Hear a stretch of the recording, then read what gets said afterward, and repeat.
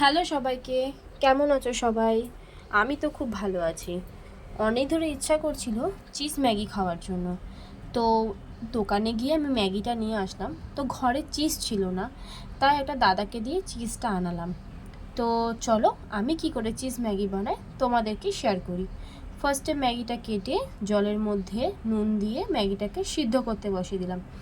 তারপর পেঁয়াজ, রসুন, লঙ্কা ছোট ছোট করে কেটে নিলাম। রসুনটা দেখাতে ভুলে গেছি, বাট আমি 2 কিউব রসুন নিয়েছিলাম।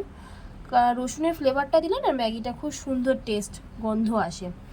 তো চলো, তারপর ম্যাগিটাকে বয়েলড হয়ে যাওয়ার পরে জলটা ঝরতে রেখে দিলাম। তারপর দেখো পেঁয়াজ আর লঙ্কা রসুন আমি ছোট ছোট করে কেটে নিয়েছি। বাটির মধ্যে আমি একটু তেল দিয়ে সাদা তেল দিয়েছিলাম। তারপর সমস্ত কাটা সবজিগুলো আমি দিয়ে দিয়ে দিলাম। তারপর একটু নুন দিলাম, নুন দিলে তাড়াতাড়ি সিদ্ধ হয়ে যায়। তারপর 1 চামচ আমি রেড চিলি সস দিয়েছিলাম। তারপর ম্যাগির মশলা দিয়ে ভালো করে নাড়ালাম, যেন মশলাটা পুড়ে না যায়, তাই 1 কাপ জল দিয়েছিলাম। তারপর ম্যাগিটা দিয়ে দিলাম। ম্যাগিটা দিয়ে দেখো ভালো করে নাড়াতে হবে যতক্ষণ ফুট না আসে।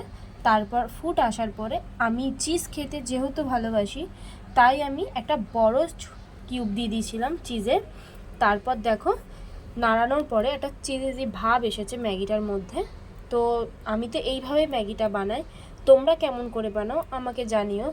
চলো খেয়ে দেখি কেমন হয়েছে।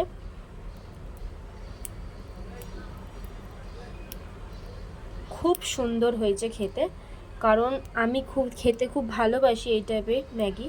তো আমার তো খুব ভালো লেগেছে, তোমরা ঘরে বানিও, দেখো তোমাদেরও ভালো লাগবে।